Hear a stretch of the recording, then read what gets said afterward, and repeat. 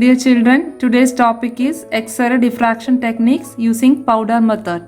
This method is also known as Debye-Schreier method. In the last video, we have discussed X-ray diffraction techniques by single crystal method, and today we are going to discuss powder method. Powder method is used when single crystals are not available. So powder method consists of crystals which are oriented in all possible directions. This method is widely used for crystals with simple structures. So X-rays are scattered from all sets of planes like 100, 110, 111, etc. Unlike single crystals, it is not necessary to rotate the crystal for the X-rays to strike on the crystal plane, because in powder consists of small crystals which are oriented in all possible directions, and the scattered rays are detected using X-ray sensitive film. So this is the experimental setup. This is the X-ray, collimated monochromatic X-ray. Production of X-rays and all we have discussed in the last video. The X-ray diffraction techniques by single crystal, we have discussed everything, how to produce this X-ray and how to collimate, everything we have discussed here. So this is a monochromatic X-ray incident ray, and the camera used is a light-proof cylindrical structure developed by Debye and Schreier. So this cylindrical structure is a camera. So this camera, and inside that one photographic film is there. So this one is the photographic film. So this one is a photographic film and this one is a camera. So here X-rays are passing through this. So here one small hole will be there for the entrance and this one is for the exit hole. So here these X-rays are passing through this one, and this is a crystal. This is a powdered sample. That sample will be powdered and it will be filled in a capillary tube, or it can be fixed in a metal coated with a wire.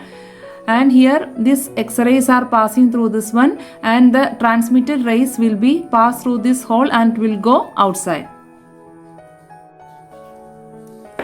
So here the finely powdered sample is filled in a thin capillary or pasted on a wire by means of bonding material and mounted at the center of the camera. So this cylindrical shape is a camera, and here it's like a hole, like a hollow cylinder. Then inside that cylinder, this one is our sample. So this sample is powdered and it is filled in a thin capillary and it is fixed here. It is mounted here inside this one. In the center of the camera we are mounting this one, and one photographic film is placed inside the camera. So when after reflection or diffraction, that will be recorded on this cylindrical photographic film. So now you see, collimated monochromatic X-ray beam is allowed to fall on the specimen. So this cylinder, here one hole is there. So through this hole, this X-ray will be passing through this one and it will strike this crystal. So here the diffraction takes place at various planes oriented at various angles. So this one is a powdered sample. So when this X-ray strike on this powdered sample, it can be reflected or diffracted at various angles, because there is not only one plane. Different planes are available in this powdered sample. Unlike single crystal, like this position, only one plane will be there. So after that we have to rotate the crystal for availability of other planes. But in powder method, there is no need of rotation, as simple powder, this powder sample consists of all the planes. So here the diffraction takes place at various planes oriented at various angles. For every set of crystal planes, one or more crystal will be in the correct position to satisfy the Bragg's equation. So X-rays will be diffracted or reflected when it satisfies Bragg's law. When the powder sample reflection, the lattice plane and the X-ray are parallel. If both are parallel, that will be transmitted. That already we have discussed in the Bragg's equation. So students, just see here, this is a cylindrical camera. So this cylindrical camera, inside this line, this pencil I have drawn one line here, the circular shape. This one is the photographic film. So this photographic film is placed inside the camera. Then here I have made two holes. This hole, one is for the entrance of this X-ray, and the other one here for the exit ray. So this one is the entrance ray. So these X-rays are passing like this. So this X-ray is passing through this one. So the one hole will be there. So the collimated monochromatic X-ray will pass through this one. And here inside we are mounting one crystal. One crystal, the sample powder will be mounted in the capillary here. So this one is this line is for photographic film that is placed inside this camera, and the camera one hole will be there and the other exit hole also will be there. So these X-rays are passing through this one. Then the crystal will be there here. So that X-ray will pass through this one and it will move from here. Then it will strike the crystal and the unreflected or undiffracted X-rays will move through this exit hole. Just see here, this is a cylindrical camera and this is the hole for entrance of a monochromatic X-ray. So this yellow color, this yellow line is the monochromatic X-ray. This X-ray is passing through this one and that will strike a sample powder. So this one is a sample powder in a capillary. Suppose it is in a capillary. So this monochromatic X-ray will strike on this crystal. So if this X-ray and the plane of the crystal are parallel, that will not be reflected and that will be transmitted through the exit ray. So here one exit hole will be here and that will go outside. That will be going outside to avoid fogging. But if this X-ray strike this sample powder at an angle theta, like according to Bragg's equation, that will be reflected. So this reflected at different angles. So here suppose if it is like that, it may be reflected like this, or it can be reflected like this, or it can be reflected like this, or it can be deflected like this. So it can be reflected like this. So different positions are possible for the diffraction of X-rays. Just see here again, this is the X-ray and this one is the powder sample mounted on a capillary tube. Same like we have shown here with this one. I removed that one for clarity. So this powder sample will be inside this one. This powder sample will be inside this cylindrical camera. So here what will happen?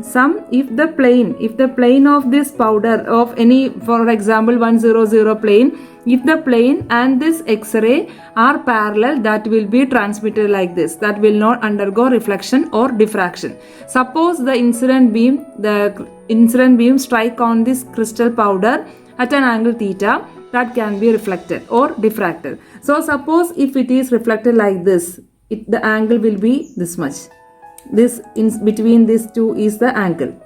Or it can be reflected like this, or it can be reflected like this, or line can be like this, or line can be like this. So from here to here it can be reflected. So reflection can occur from, suppose this is a incident ray. It can be reflected like this, or it can be reflected like this, or instead of this one I am telling, or it can be reflected like this, or it can be reflected like this. So 360 degree it can be reflected. So when we are connecting these all reflections together, it will be like a cone. So this reflection pattern will be in the shape of a cone. So this is the shape of a cone. See here, these all incident rays from top to bottom can be reflected like this. So it can go like this. So it will be a shape of a cone. Then these are the reflected or undiffracted rays, and if it is reflected, it can move from here top, then here down, everywhere it can move, and this will be the shape of a cone. So this shape will be formed in the photographic film. See here, suppose this pen is the crystal inside, mounted inside, and that will be at a certain angle of incidence of this X-ray radiation, and this pencil drawing inside is the photosensitive film or X-ray film. So that will be reflected like the reflection pattern will be like this. So the arc of this one will form, you see this one, this will touch inside this one, and two arc will be formed inside this photographic film. For clarity, I have drawn this photographic film outside here. Actually, this one is inside the cylinder. So here, this is a pattern. So one hole will be there. This is one for entrance and the other hole for exit ray. So here, when this crystal planes are reflected from this powder, So here it will be like the shape of a cone. So this cone will be, see here, it will form a pattern like this. Means that will be reflected and it will be detected in a photosensitive film. So this photosensitive film, two arcs will be touching this cone. See these two sides will be touching this one. So we will be drawing like here one circle, one half arc, and here one arc. These arc are these two sides. Here when we are putting like this, two arcs will be there. That two arcs are formed here. So same like this, if we have another cone, if the crystal plane or the powder sample having another lattice plane, that another lattice plane will form another cone. So each plane will form one cone. So this is another cone for another lattice plane. So when we are putting like this, it will also form two arcs here. So that arcs will form here another two arcs. So it will be forming like this one. So these are for the forward reflection. Same like here, backward reflection also there. Backward reflection means this part. This is the entrance part. So backward reflection means the cone will be here. It will be like this. Forward reflection it will be like this, and for the backward reflection it will be like this. So if it is touching like this here, when this cone is touching, it will form two arcs. So each plane will give a pair of arc in this photographic film. So here like this means it will be a pair like two arcs in this photographic film. If this another cone, that means if the plane is different, if we are changing the plane, it will be another arc. So here also two arcs will be formed. Here also two arcs will be formed. If you are keeping another one, if you are changing this plane, another cone will be there. So this cone also will be touching this photographic film. So same like here, it will be touching here. So here another cone will be formed. So here another cone. So it will be continuing like this. Here there is no need of rotation because the crystal powder itself have all the planes oriented at the same time. So when X-ray is passing through this crystal, here reflection occurs and it will form a cone. So this cone will be like this. It will go like this and come down and moving like this. So when it is passing through this one, it will cut like this. Then if it is 45-degree angle, because it is moving like this, it's moving like this. So 45-degree means it will go like this from the top to bottom. So the top to bottom means from here like this it will go. So it will be like a straight line. So it will be like a straight line because it is moving 45-degree. So if it is moving, if the diffraction occurs like this, if the diffraction occurs like this means we will be getting one straight line here, and in the opposite direction also we will be getting one straight line. Then this one is for entrance ray and this one is for exit ray. So here we are getting the pattern like this. So when the crystal is having different planes available, because the powder sample, so different planes are available. So different cones are available because each cone represent one plane. So this cone means here one X-ray is there. When it is reflected like this, like this, like this, like this, different directions are possible. So when you are combining all together, it will be the shape of a cone. So this cone, one cone represents one crystal plane. So different cones will be available. So different half these arcs. This one arc means one cone. Another color, blue color arc means the second plane. One cone having two arcs means one plane. Each HKL plane will give you a pair of arc in this X-ray sensitive film. So once again I will discuss here. The transmitted beam will be passed through a hole to minimize fogging due to direct beam.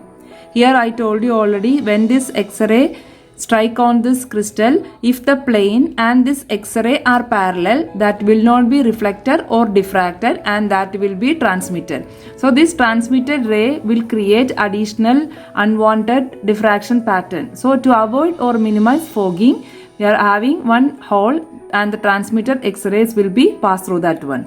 Then a photographic film is kept. This is a photographic film. It is kept inside this cylindrical camera which will record the diffraction and reflection pattern. For a particular value of incident angle theta and interplanar distance d, all the reflections lie on the surface of a cone. So this green color, this is a cone. This one is a cone. This cone represents one plane. And this orange color, this one also another cone. So this cone represents another plane. This black one is another cone.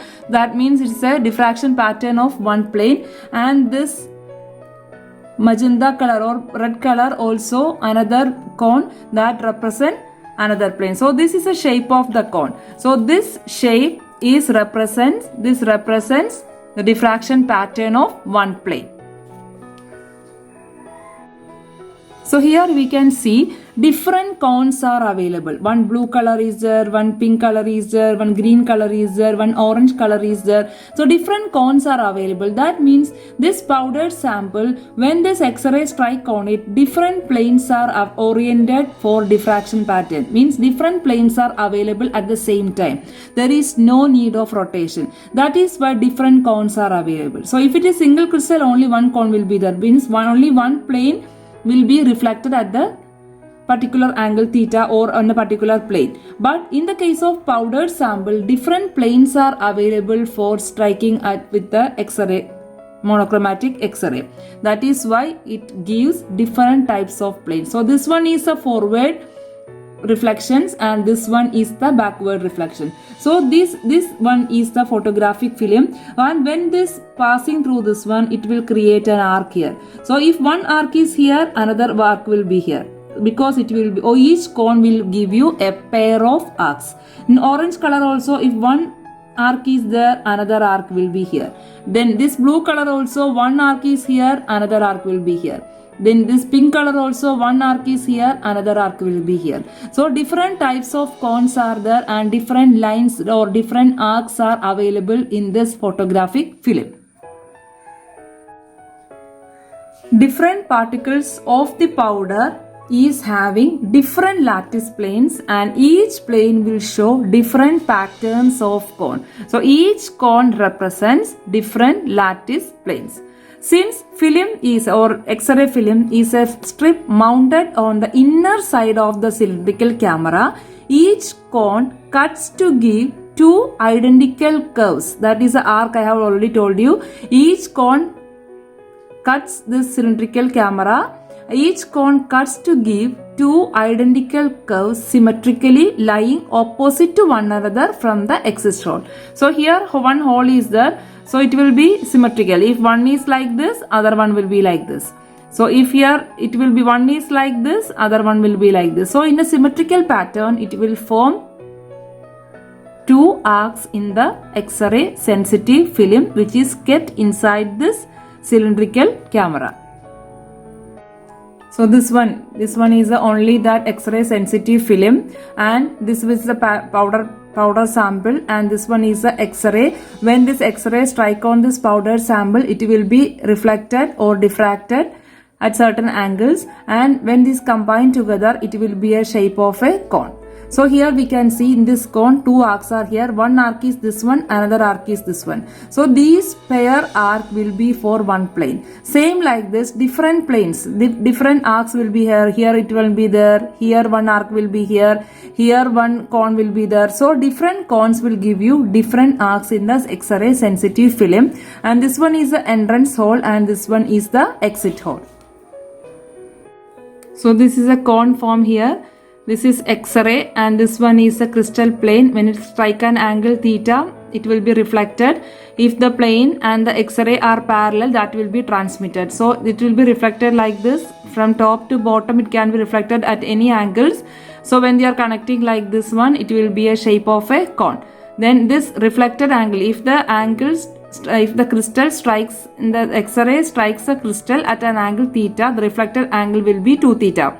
So here this will be 2 theta and here this also will be 2 theta and the total radian will be 4 theta. And this one is the length of the arc. This AB is the length of the arc. The length of the arc will be the same as the circumference of the circle because it is a circular shape. So this length AB will be same 2 pi r, the circumference of the circle. So this one is a diffraction pattern. This one is the X-ray.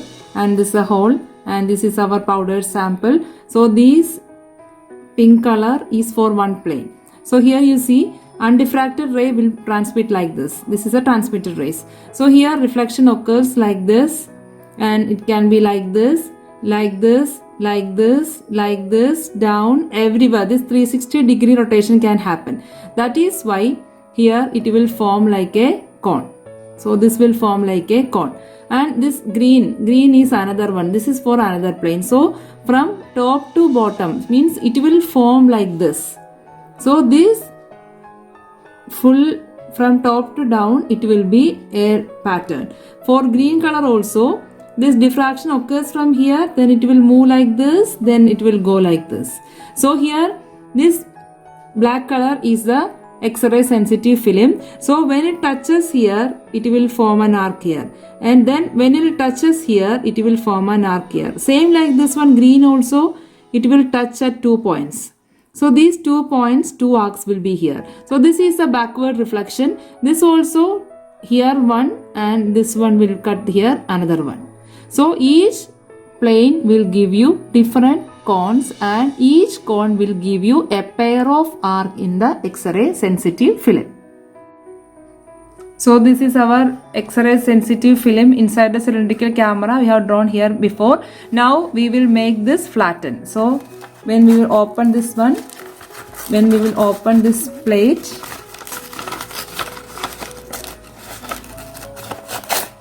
see here, then made straight like this. So when we open this one and put straight, it will form like this. So these arc.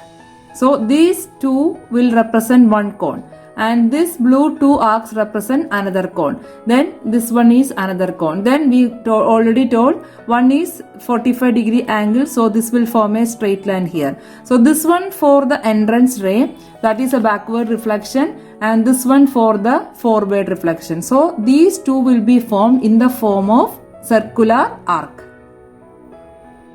When the film is removed from the camera, so that film, that strip will be removed from the camera and flattened and processed.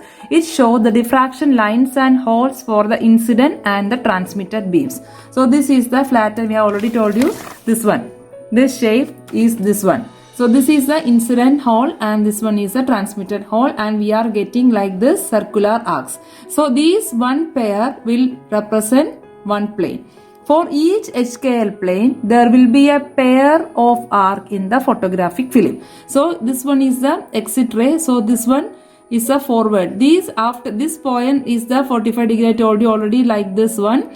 Then after this one is the forward reflections, and this one is the backward reflection. And here this pair represents one cone, and the angle between these is 4 theta, because this one is 2 theta and another, this 2 theta is the reflection angle, this 2 theta is another reflection angle, so total is 4 theta. And I told you already the distance between these arcs, that arc is represented as AB. This distance is the arc, length of arc, that is the circumference of a circle, that is equal to 2 pi r.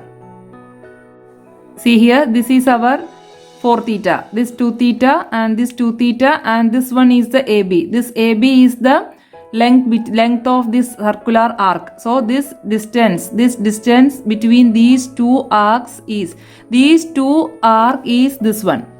See here, these two is same, these two arcs. So distance between these two arc is the length of arc in the cone.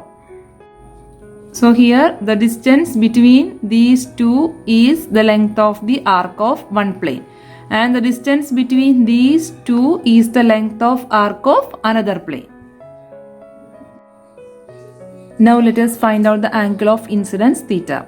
For a ray making incident angle of theta, the reflected ray would be an angle of 2 theta. So this is a powdered sample, and this is having crystal plane. When this X-ray strike on this crystal plane at an angle theta, the reflected ray will be in an angle of 2 theta. So each reflected ray will be an angle of 2 theta. Now the central angle in radian of a cone is represented as 4 theta. So this one is a central angle of the or radian of a cone. So central angle is 2 theta plus 2 theta, total is 4 theta. So 4 theta can be calculated using this length of this arc, circular arc. This length of this circular arc is AB.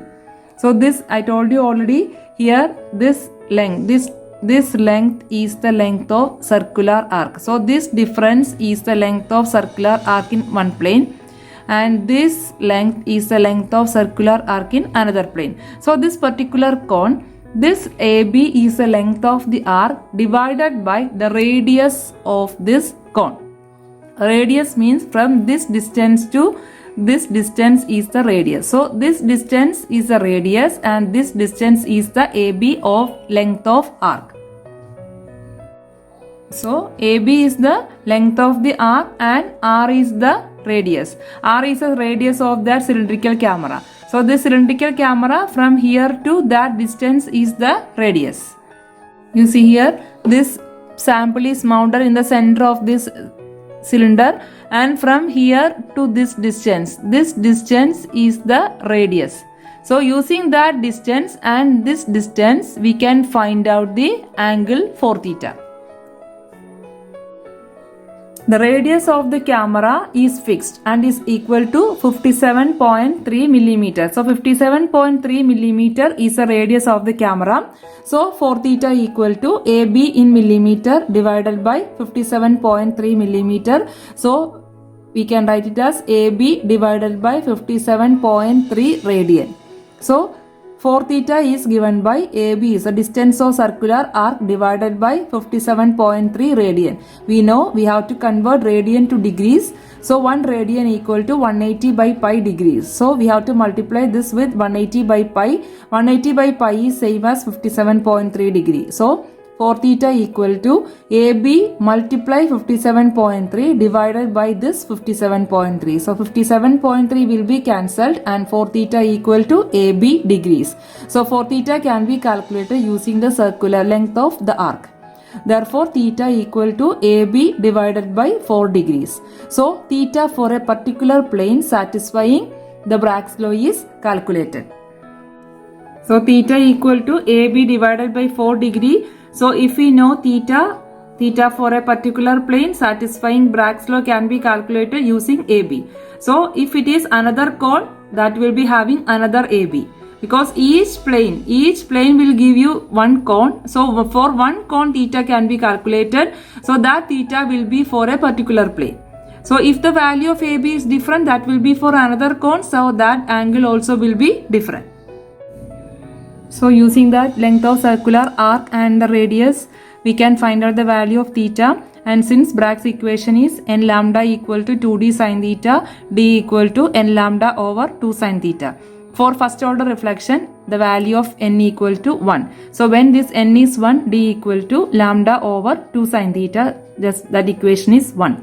Then for a cubic system, DHKL, what is D? It's an interplanar distance between two successive parallel planes.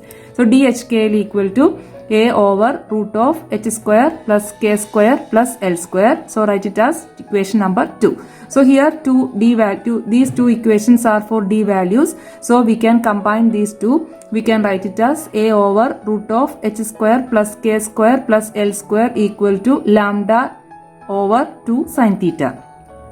So substitute this one and rearrange. We can write it as sin square theta equal to lambda square over 4a square into h square plus k square plus L square. So just square both sides and we will take the only sin square theta. So other things will go that side. So sin square theta equal to lambda square over 4a square into h square plus k square plus L square. So this lambda value is a constant because it's a monochromatic X-ray.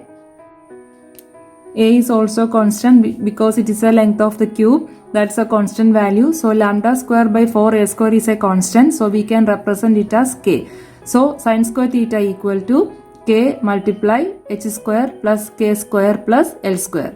So by using this h square plus k square plus L square, we can predict the pattern of the plane present inside the cubic crystal, because as k is constant, sin square theta will be proportional to h square plus k square plus L square. So h, k, L are the plane like 100, 110, 111, etc. So when that plane's changing, the sine square theta value also changing, because sine square theta is proportional to these planes. K is a constant. So using this h square plus k square plus l square, we can predict the pattern of the plane present inside the cubic crystal. So in the next video, we will discuss how we can predict the pattern of simple cube, face centered and body centered using this equation. So today we have discussed X-ray diffraction techniques using powder method. Hope it is clear. Please like, comment and subscribe for more videos. Thank you for watching.